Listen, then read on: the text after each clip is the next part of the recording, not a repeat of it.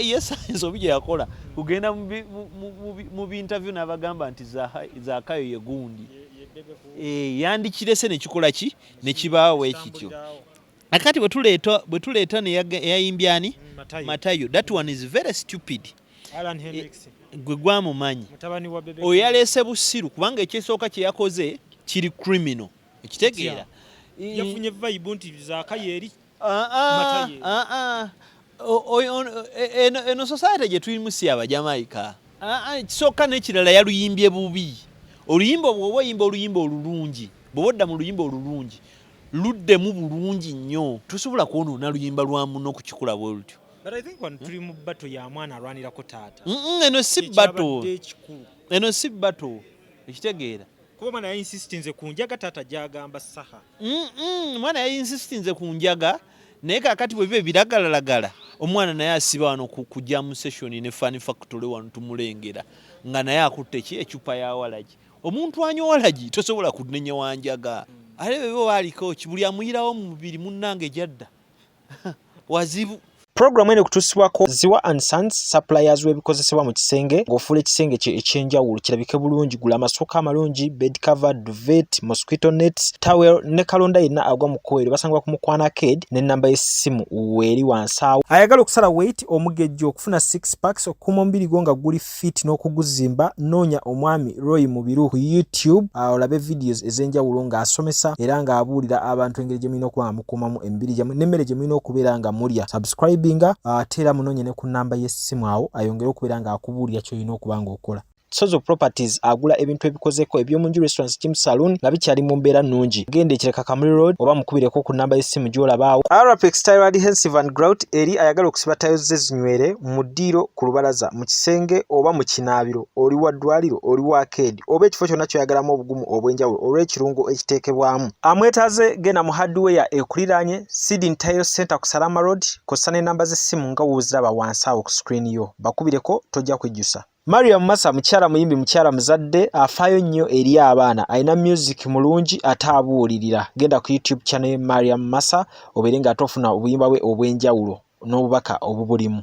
Damage Films bano bakugu mu kukwata n'okkuba ebifaananyi by'emikolo gamba ng'embaga kwanjula birthdays anniversary n'emikolo emirala mingi egy'enjawulo. Basangibwa Lukuli Naŋŋanda ku social media kwe bali nnyo ossa n'ennamba y'essimu nga woogiraba awo bakubireko bakuwe ekifaananyi eky'ebyafaayo. Tuline Buule okuva ku Monitor Publications era nga wano wennyini tugenda kubanga tusooka tunyumemuko ku nsonga omanyi waliwo ebintu ebibeera nga wano ne wali byowulira ate ng'oluusi eddoboozi lyammwe likola kyanjalo kuba mwate mugenda deep ne mumanya ki ekiri emabega w'ebyo byonna byonna. Tutandike ne bannaffe abawuma muganda wange Buule. Olwaleero omuyaga gukyali ewammewa ekyalo kyammewa Lutambala. Ayo bali mamayirungi mbadde manyi ova Masaka ng'obayingidde mangu waliwo atakimanyi okyetaaga bajjukiza naye kati ndowooza omanye enseenene. Kati enseenene bw'ozikwata n'ozissa mu kakutiya mu kifo ky'okusima akatuli zifulume muli zirwana ne zeerumako embuto ne zeerumako emitwe ekitegeera naye omaliriza bakoze eki baziridde ekitegeera kati yewuma bwekola ki weefaanana. Abantu Ssaabasajja mu mwaka gwa 2009 we yaliko awamu yatugamba nti Abaganda tuli mu kigu naye ekigu waweerwa ekigu waliyo ki waliyo engoma nnyo ekigu kyeki ekintu nga kiwunya nnyo. Just imagine you are locked in a dirty toilet ate nga waliwo omusajja akookiza emmundu wabweru. You have to endure ekitegeera you have to endure olina okussaako ossa balirirwe ekitegeera kakati be bayimbi bali awo tere kitereeza muyimbi we Uganda tekiriyo tekiriyo. Nze nkubuulira omanye kibonyabonya abayimbi essaawa ya kaakati bwavu na luseke ekitegeera abeesimbyewo bonna obalaba teri alina kirowoozo kirungi kya muyimbi bonna balaba kola ki kulya ne Saha ono waffe bonna balaba kuyitirawo awo. Kati mbuulira can Saha sit in a meeting for 2 hours King Saha nga noonyamu ki kutwala birowoozo bya banne bino byali mu basuubiza. He's a busy man. He has to make a good music. Saha is a hard working man. You expect Saha to sit and deliberate in a meeting in a ministry. Bave ku ministry bagende simanya ku PPDA. Bave ku PDDA babayite wajeno. Oyenjero lunaku lulama meeting mukaga. Do you know Saha gets booked? Booked mu music. Olunaku Saha ayinza okuba ne booking 5. Mulunaku. Gwotumaki ndakutulire mu meeting. Ne kulunaku laliyo debate yalina bookings. Has ever been in a meeting before? Meeting such meetings before? Anyway, tukose background yenti yaliko omuvubi matches ya chiwumuzaamu. Ne olaba yayimba nga waavuba ku mwalo. Nkutidde. Njagala okukugamba nti Saha tayina kyasobola kukolera wuma. Is a very very good man. By the is a very good man and talented. And he can offer good leadership, but he's too busy. Ekisoka Saha si mubbi. Chawule. Mumbeera ki. Waliwo buyaye n'obubbi. Kati ewuma eyo giraba. Yaba kukula nfunidde wa. Yetaaga babbi. Yetaaga abo kati Saha ebyo tabimanyi. Saha amanyi nti omuntu alina kukola. Saha afaanana nga bannayuganda abasinga nga we tufaanana. Nti wakulira mu bulamu obuli awo bwakweyiya n'otuuka n'okimakinga. Ekitegeera. Abantu abo respectinga kati Saha tasobola yadde okugaba omutwalo nga tolina kyogukoledde kubanga yamanyi sente balina zikolerera sente bazikolerera ne you know those things. Ekitegeera. Kakati gwotumye omuntu bwatyo agenda awerereze mu society y'abayaayi. Waliwo omusajja mukulu nno. Nze wentegeredde nti Saha tasobola yadde ofuuka. Omusajja omukulu. Soma message eno abantu bagiwulire. We deploy as early as Monday midnight. Whoever brings kavuyo inside these people.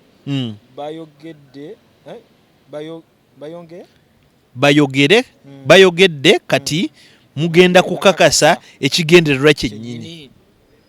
Yeno police yetulaba olwaleero. Muyimbi munnaabwe ayogeza authority apulaninga bintu bya ttabu eri banne. Butyo tukola kibo tuwangaala. Tulaba okutereeza wano kungulu. Eno munda waliyo n'aba deploying. Olayo tuli wano ne police. Yes. Association zonna ne weba yakuba mu mawulire. Omuntu asobola okudelivalinga good leadership. Yo yatayina interest. Kyova olaba Sofia Gombya yagezaako. Ogwasooka. Kubanga Sofia teyayina budde nti anti ate ngenda kulwana na Gravity omutujju fena tulina show. Yawumula. Banoonya hiti. Kati sindi akyanoonya oluyimba olupya. So is Saha. Ekitegeera. Actually yes, kati bw'onolaba omuntu ayinza okugezaako yandibadde bitemu. Lodi bitemu Ramadhani Mutebi. Yes.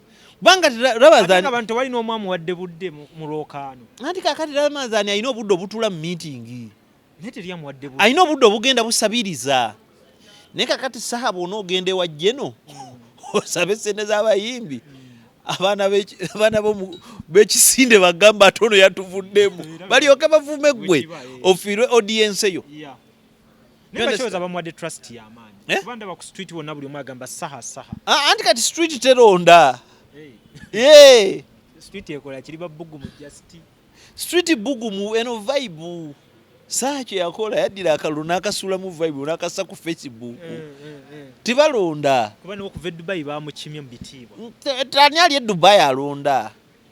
Abo bonna bamutumye nga bava e Dubai. Tena alina kadi yawo mabo bakebedde. Bine bintu, you know, we need to use common sense. Nkimanyi waliwo abantu abagenda okugamba ayogera ngaani what. Nababo budidde musajja ekimutuuzizza wano. Yes, these days I don't care. I actually speak the way I feel like. I invest my time in reading for my country. And when I speak, at this time I would be at office or somewhere typing some things. But I deliberately speak. Newaddeyo okwogera. Tibwe njogera. Ayizaayige. Nate nekirala tontwala nga Katonda. Bwe mba nsobezza. Sikufuuka musango. Tekufuta kiremerako ekitegeera. Twalako kyofunye. Twalamu ekituufu. Kyokanyera kigane nga. Ebibi bireke. Jamujje kimujje kibikola kye bikugasa. But we have to be real. Ekitegeera. we have to be real. Nze nalwawo kukomentinga ku nsonga za Uma paka we nakwata ekkubo nenkwata ekitabo kya Uma ekyabewandiisiza nenkibikula that is voters register wagikeberamu ogimanyi yes okutunula wano bwe tugenda biracial e Kampala it can be a 1 to 3 yes a 1 to 3 then eri waggulu mu mambuka bonna beewandiisa almost kati bano abaana bwe babeera mu kibiina bategeera nti owafuuka otya president nti abantu balina kukola kikwewandiisa bino walabanga bamasannyalaze batambula nga bamanyi nti wano banagenda newandiisa Dakisi Kateero osanga tajja bawuliriza genda onoonye eri kubanga ati ekirala wesanga eyo industry nga bwogirabe bemnayise enseenene eziri mu kaveera tekuli mulimu ogutaliiko application interview bishegere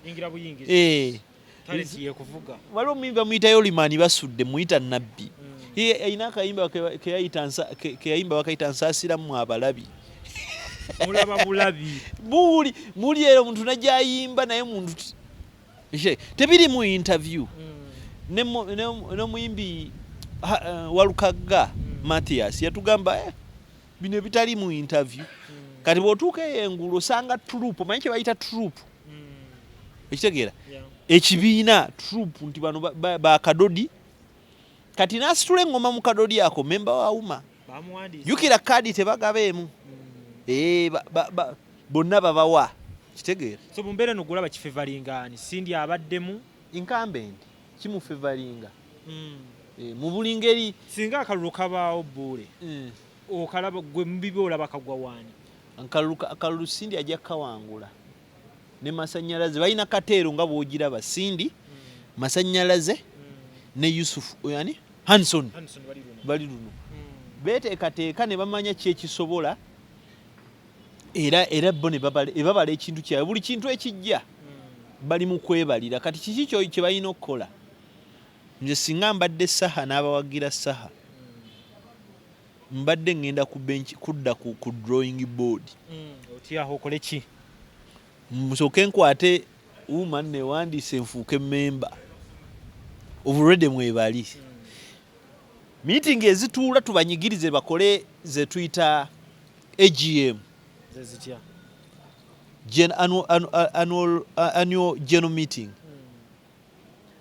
kakati mu annual general meetings ezo mwe bakyusiza ebintu nga constitution okitegeera mwe bakoleza ne police n'ebintu ebirala kakati bwe tutuula nziddeyo ntandika to redefining omuyimbi alina kubaani ekyo tukikyuse bwe tumala okukyusa muyimbi alina kubaani tukyuse n'ekirala ekya tulonda tutya era tulonda ddi ekitegeera kitujyewo na bino nti bakongezaayo aye tekajja bbaawo ani ateekeddwa okulonda ekitegeera era tulonderawa tetutunulidde alondesa ani alondesa ani ateekeddwa okwesimbawo kubanga omuntu efuula ekita tayagala kuva ku kikusogolero nayo issue eri awo oweesimbawo mirundi emeka ekitegeera ebintu bino nga police board amaanyi gaayo gakomawa kati bwe tumala okukyusa etteeka ne tulaba nti etteeka likola otuleete obukulembeze obupya ensaawa ya leero nga bwefaanana bwe tebaterezeza mateeka constitution ne bwogiwa Saha yes ajja kumaliriza bamutandiseeko bukyayi asize bukyayi oba babumusizeemu musajja wattu bw'atamanyi okitegeera ye sindi yakomawo okweyongera kukyayibwa kiki ekireetedde sindi okumukyama mu kaseera ye mukyala mukazi wattu fiina alina ne waatalya ekitegeera lwawuma naye ng'omukazi wattu olumu bamukyayo ebimu takola ki tabimanyi Buule briefly mbulya ki sindi kyataakola mu kaseera kano kiki kye yalina okukola anti bakimuwamu nga talondeddwa nabo tebakimanyi kati bw'ogenda n'ogenda obuuza abayimbi nti sindi kiki yalina okukola kutugatta wamu unity ani alina okugatta gwe omukulembeze no tosobola kutuma bantu bakole emirimu bannyammwe gye balina okukola waliwo kye tuyita mothare okitegeera waliwo kye tuyita mothare issues kati mothare issues when they are handled well we create what we call morals maama bw'agamba omwana nti tebeekomba ffe maama waffe yatukubanga enva ne zikuyiika eno n'okola bw'oti nga kibooko etokota kati nze nakula nkola ki nkimanyi kakati bw'okisanga ng'omwana akikologayi maama wo nooba yali kuki okitegeera kakati sindi oba omukulembeze wa wuma yenna tayina ne mandate ne bwebaawo tosobola munenya ku bayimbi kunywa njaga tojja munenya bayimbi kufulumya nnyimba mbi tojja munenya bayimbi kwevumangana ne bannaabwe okitegeera kakati sindi yeyagambye mutabani w'ono omwana w'ekiwaatule okuyimba Matayo yeyagambye Saha okuyimba Zakayo okitegeera kati okiraba mulimu kye tuyita morals nti ekyo kigendo kiraba nti Silver Kyagulanyi tagenda kikola Silver Kyagulanyi ne wonogenda n'omuvumavuma will just look at you Morris Kire tajja kikola Kenneth Mugabi tajja kukukuba tajja nakwogera nako ekitegeera ajja sigala nga akola kyategedde okukola ki okukola ekitegeera tuyingirire ddala awo mu Matayo Zakayo nawulidde ne Peetero King Saha engeri gya packaging oluyimba lwe mu kusookera ddala wakati lwe luleese bino byonna packaging ya luggo giraba otya towards oyo gwe tugamba okuba nti ye Zakayo Bebecool oluyimba lulungi era yalukolanga production values nungi harmonies melodies progression it's a good song message wise naye nga lwewolaawolamu bw'osagala okusanga lusanga nga lwewolaamulamu oba kiduula radio yes but naye ekyo katuveeyo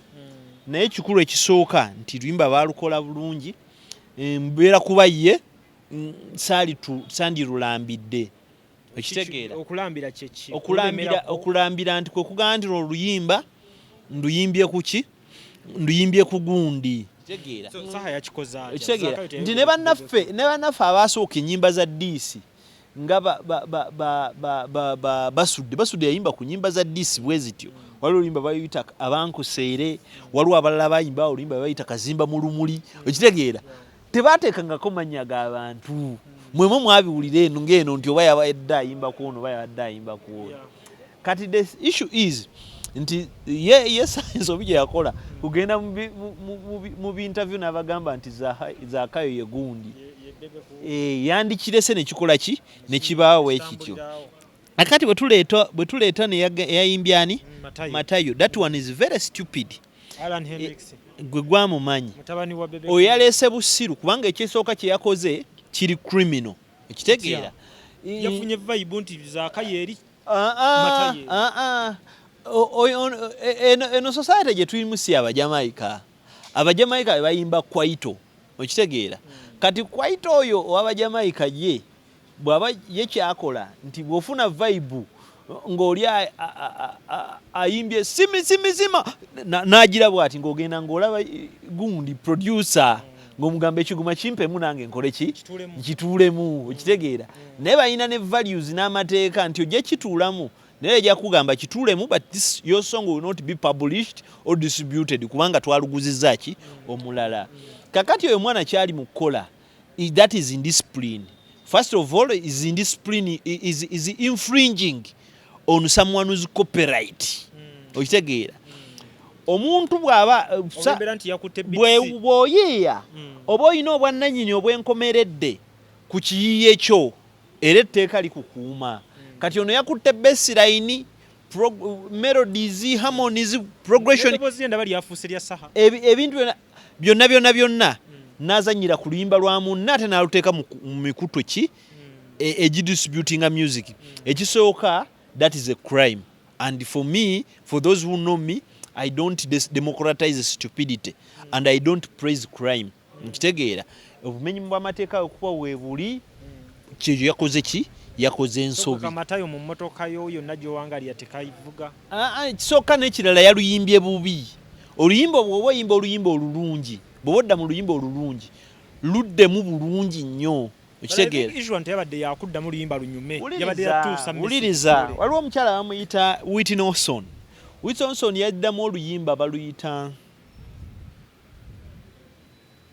oluyimba olwo ye soundtrack ya film bagiyita Bodyguard. Naye waliwo omuyimbi omulala omukadde yali yaluyimba oluyimba olwo ekitegeera akakwakuliza akaali kukuddamu oluyimba oli yamugamba nze ne bw'otampa ssente naye oluyimba lwange n'oluyimba n'olukyusa n'olunsinza omubali tutawangula nku Grammy ne luwangula ki Grammy ekitegeera ne firimu newangula Oscar kati omukyalo oli we yavaayo nga bafuna Grammy yagamba nti neewuunya Katonda bwe yakola abantu n'ekitone ekitegeera olumu omuntu waddamu oluyimba lwo kyetaaga aluddemu nga lwanjawulo naye Whitney kyakoze tekikoleka oluyimba aluzeemu nga lwanjawulo tosobola kwonoona luyimba lwa muno okukikola bwe lutyo. But I think when tuli mu battle ya mwana alwanirako taata eno si battle ekitegeera kuba mwana yayinsistinze ku njaga taata gyagamba Saha mwana yayinsistinze ku njaga naye kakati bwe bibe biragalalagala omwana naye asiba wano kujja mu session ne Fun Factory wano tumulengera nga naye akutte ki ecupa ya walagi. When we are talking about drugs, they are psychoactive substances that you put in your body and they change your thinking, your physical, your reasoning and your what. Okay? Omuntu anywa walagi tosobola kunenya wanjaga. They both need assistance. Actually, equally needs assistance just like Saha. If it is at all, it is true. Kubanga ekisooka teri yali yasanze Saha nga anywa wanjaga. No one has proof. Hey. Just tulaba mukulu nga watugamba nti omubiri gukyuse yesaze. No. Ebyo byebibozi by'ekyalo mukyalo edda mu kyendaawo mu bbiri awo ng'atandika wajjawo empeke za ARVs. Kati ng'omuntu bw'amira empeke za ARVs agejjagejjamu omanyi ng'abantu bwe batandika ali ku ddagala naye golowooza buli yali ageze yali amize ARVs. Kati nze abamumanyi mu real life bamanyi Buule is a cylinder tolo guy. Sajja mutono.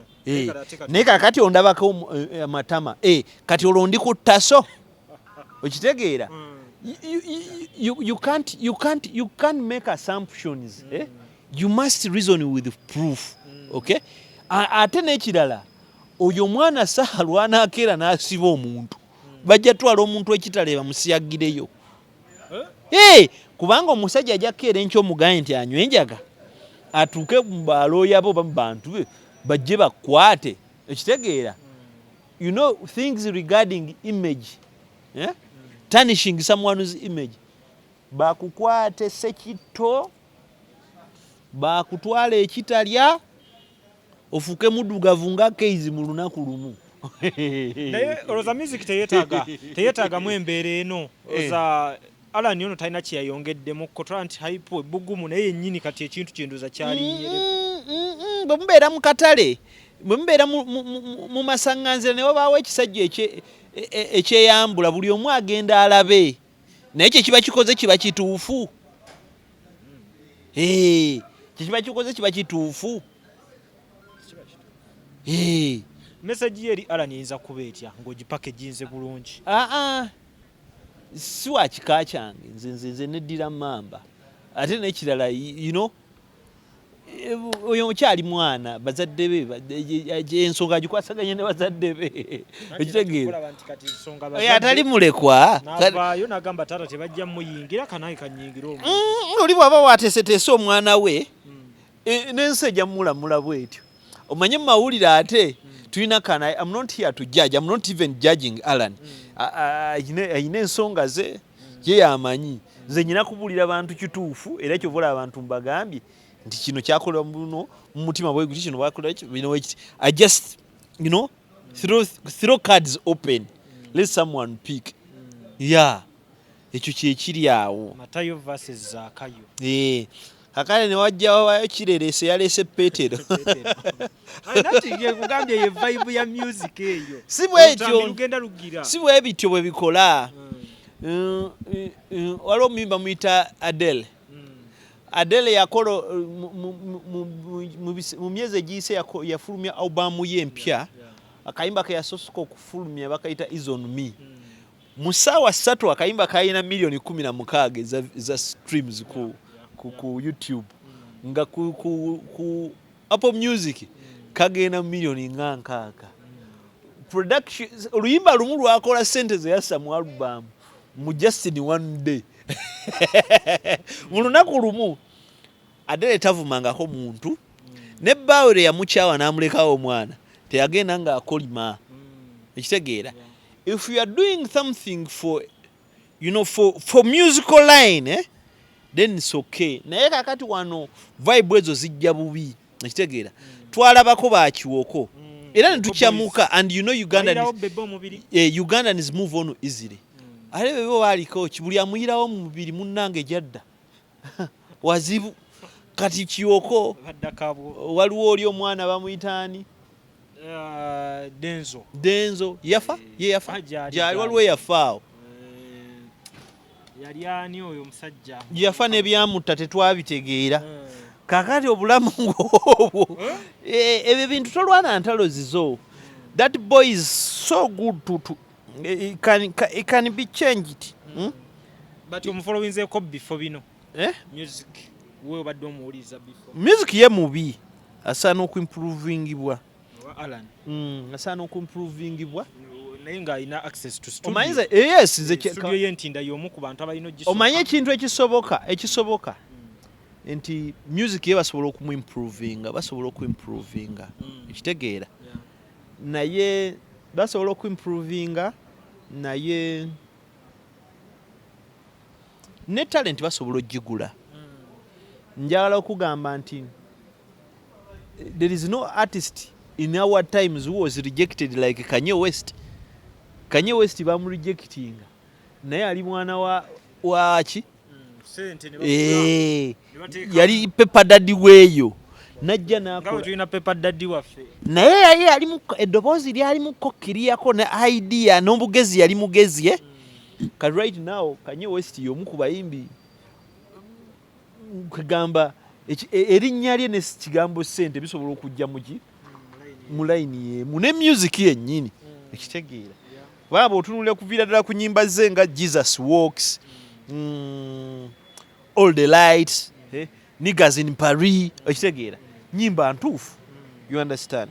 So nga sinakuta Buule akayimba ka biga Buule walimba nkufudde musoga simanyi kyoba oyogedde ekyo. So akayimba ka biga yolemwa abantu naye bamutisa obubaka mu luyimbo bawala kutuuseeko oli omu ku bamutisa obubaka nti Uganda olemwa. No, nze sinali siwulirizanga ku nnyimba za Big Eye naye waliwo mukwano gwange twali kyali mu university waliwo mukwano gwange ndowooza baali bazaalibwa ku kyalo kyekimu bakwano bange babiri omu bamuyita Aliima muwala wa Kajajjatta Kajajjatta yavuganga emmotoka z'empaka omulala bamuyitanga Sheri ndi balwanya Sheri oyo atunda ngatto era akola ne mu kampani ya Tekino nga Sheri awo bajja nnyo ne batunyumiza nga bwe babadde ne Big Eye ne muganda we Big Chief era awo ne mpwalayo obudde okuwuliriza akayimba bakayitanga Sula Indicator kennakomako kakati nga bw'oŋŋambye nti yafulumiza akalala simanyi kati nja kuwuliza ne kano nkole ki ndabe naye ng'ennyimba ze sizimanyi manyi Sula Indicator era namuwuliriza ndowooza nkyali mu university ebbanga nno ligenze wakati yalinamu ne concert ebwayisaawo wabeerayo concert yalina concert anyway that's a discussion for another day but naye nze siwuliriza mpuliriza abayimbi by the way Big Guy namuwuliza nkyali ku university alina akayimba bakayita Sula Indicator era omuwala oyo nkyaliyo bamuyita Sheri kuleetera okumanya akayimba leetire kikyo badde n'aliima ng'oggyeko music nali Big Guy of course esimu yange esimu ne computer bimanyi okupopinga messages bino bamuyita muti Opera News n'ogenda olaba simanya Big Guy kyensinga omumanyirako ye kyekya Nalongo kubanga ndi musajja muzadde ebintu by'abaana binkwatako nnyo. Yeah, it made me feel so down for him. You know when you have a child and it's being taken away. Okujjako ne kyenasemba okuwulira oba bino ebyawuma yabeerako muwuma yalimu era nekweno cabinet yodda alina waabadde. Kale nja muwuliriza bwe nadda n'ababuulira bye naba namuwuliriza. Bigayi wakolako research. Si buli kaseera omayika tulina mu Uganda on average every day we get 5 songs being released and sometimes in a week one song gets hit to the media you know esinga zisigala ku adidisik na ku flash kati bwogenda ku mubifo ebimu nga Makindye ku Salama Road buli omu muyimbi buli akuwe namba agera kugira uliriza hit yange buli kimu bakiyita hit kakati bwowuliriza byonna kati ffe tubeera mu budde owuliriza nnyimba z'abaana bato bagaidinga owuliriza kiki kati we are not there to give you know time to everything kati mfuna content kuva Rwanda, Kenya, ekitegeera Tanzania, of lately Malawi. So we busy. We are so busy to put in everything. Yeah. Kagame songa ezimu mwazika. Tuve waawo ina joyagala okuntwala sagala talo z'abayimbizi. Just oyagala okole comment ebetagisiza. Finally mu lugendo lwo olwe Ethiopia. Batugambye omba mpinzeemu olw'olugendo lwa School Life. Naye ekyo kisale musagala ate kulangira channel yamu. No problem. Eno channel ebaddewo for some good time. Yes, ate nga njigoberera. Nawo ne bakkiriza nti eri certified. Yes. Era information yejja abazze. Yes, nabaddeko Ethiopia, nabadde mu nsonga za art. Nalabye ensi enjawufu kuffe. Naye ate temutya nnyo. Ensi Ethiopia abantu baayo tebafaanagana nsi yaayo. Abantu baavu ekyenkomeredde ate ensi eri modern. Ethiopia okulaba ku ttaka nga lino mu kibuga no way. Kibuga kiyonjo nnyo okujjako abantu abasajja baayo bo bawuttufu osanga omusajja ajjeyo kadumbu bafukafuka ku kkubo within their culture. That's what I was told. Kya bulijjo omuntu okujjayo animal n'afukaawo. Naye ng'ensi nnyonjo ebimuli lw'otuuka bakuwa ekimuli ebizimbe theatre infrastructure balina gye tuyita tram eggali y'omukka ey'amasannyalaze enguudo eziyita mu ttaka eyo byonna gyebiri. Naye ekisenge kiri awo kiri agire wabaddeyo akakyala eyo kakyala ne katonera ebintu bingi batonedde ebintu bingi. Kino bakimpadde mu culture center y'eggwanga lye bayita Oromo. Ggwanga ddene nnyo eggwanga ly'aba Oromo ndowooza ba countinga for 50% of people in Ethiopia. Kitegeeza nti abo abantu bw'oba obabaze kubanga Uganda egenda mu Ethiopia emirundi nga 12.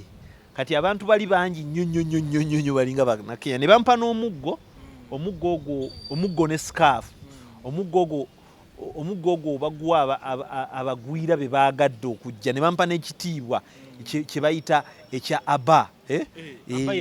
Aba waliwo enkola gye bayita Abagada omukulembeze kitegeera bandabyemu quality element z'okukulembera ne bankwasa omuggo ne bampa n'omukisa omuggo naguleese nagutadde ku nnyonyi kwentambulira.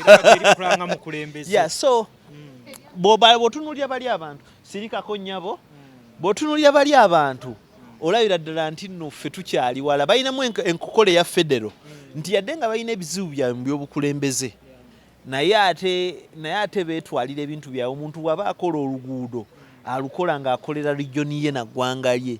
Oluguudo eri wayitayo emmotoka 2 n'eno 2 ekitegeera bantu inflation eri waggulu naye ensi ya mirembe onoonya ne ku mundu togiraba. Wano okwekubya ekifaananyi wali ku National Theatre bakulanga gwa bukesi naye eri weekubya ekifaananyi ku National Theatre ku Parliament wonna ku State House ku lubi lwa President teri agambako.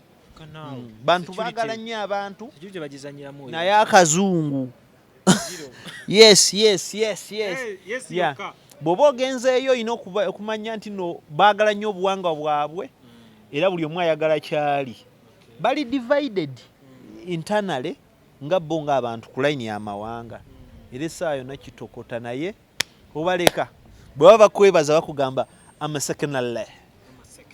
Yeah, thank you so much. Just in case ekiro kimu n'omukazi waabwe kibugwa kitya. Yagala ekiro kimu n'omukazi waabwe. Kati ku nsonga y'empato bw'oba oyagaddeyo omukyala eri abasajja tebaagala kuwasa kubanga okulabirira omukyala kya bbeeyi nnyo.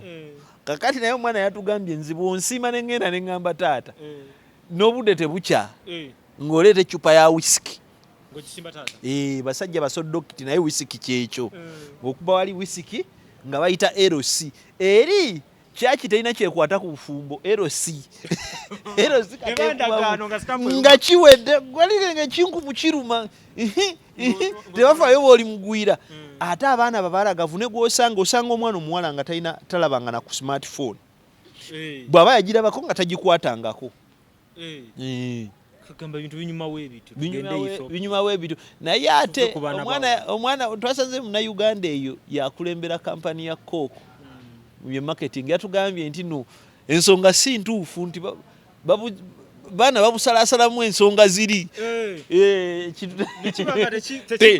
tekitokota nga bwe kyali nyumya gamba tebali waffe kusala ticket akadde ke katusazeeko ayagala okungobera mbeera ku Twitter okwo ati Gabriel Buule asoma amawulire mpandikira Daily Monitor ku Facebook yo followinga ndi Gabriel Crispus Buule enamba 0700 39 16 2 mu kaseera katono awo akajja nateekateeka ndi munamawulire nzikiriza mu art ate ndi artist nagenda lunaku lwe nagenda ku university nagenda nga ngenze kukola industrial art naye taata wange naŋŋamba nti munange sikyalina ssente nga dda kutandikira art studio bawat wandiyizaayo ekintu ekirala nentandika osoma Cisco ICT networking nagenda neŋŋaana bino mbisome kiseera ekyo sayina yadde ne computer nga sisuubira na taata kungulira computer nembiddukamu nemugamba taata kansoma amawulire nanga ku lugambo lw'olina olonze kyenjagala ate nayagala dda nfuneyo munamawulire wano kubanga ye taata yalina enteekateeka ng'agamba ayagala afuneyoko ku looya afune ku munamawulire afune ku dokita afune ku father afune ku sister omwaka ogwagga yafiira nga looya gwatafunye era nga nze munamawulire nzikka mu maka so ngenda kuba nkola exhibition eyo bagiyita Ssenyiga nyina ebifaananyi 16 ebyenjawulo bye nakuba mu COVID-19 bw'abeerawo twatambuzanga ebigere naye ngenda nga documentinga Kampala ne COVID weyafaanananga ebifaananyi ebyo nabiteeseteese ngenda kuba mbyexhibitinga process nkyalinamuko ekinkutte neetaaga essaawa ya leero neetaaga $3 okumaliza framing n'okuteekateeka display ebintu ebigenda okukola display byonna n'okukola okumaliza okuprintinga stories ayagala okunziruukirira osobola okuyita ku namba yange n'ompagira eri 0700 39 16 20 mulimu gw'amawulire tugukola naye abasinga temukimanya nti tukola bulinga buweereza buli service kyenagambye abantu nti mwongeza ebintu eyo naye kati ffe abatalina bye twongeza tugenda kukola kati nze nga munamawulire bino mbikola bwe mbikola usanga bwe ntundayo piisi emu ate nankawala kange kanjogedde ne kafuna ekyokulya n'akateteeyo akalungi ng'akaana akako oba osanga olumu nange nenfunayo kasente ka air ticket ngendeko e Dubai ndabe ku ddungu bwe bikola ki bwe lifaanagana so mbakubiriza gwe bw'oba ng'oli kikukutteko ng'ompagira ng'okkiriza mu byenkola bambi vaayo neetaaga $3 byokka $3 nkauntingira mu dollars kubanga ensi ya ati bwetyo bwekola